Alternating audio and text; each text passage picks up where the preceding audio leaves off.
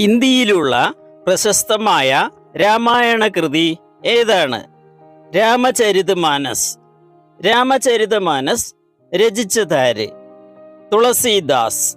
തുളസീദാസ രാമായണം എന്നും ഇതറിയപ്പെടുന്നു. തമിഴിലെ പ്രശസ്തമായ രാമായണ കൃതി ഏതാണ്?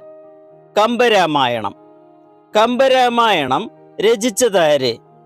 കമ്പർ എന്ന മഹാകവി. മലയാളത്തിലെ ഏറ്റവും പ്രശസ്തമായ രാമായണം ഏതാണ്? അധ്യാത്മരാമായണം.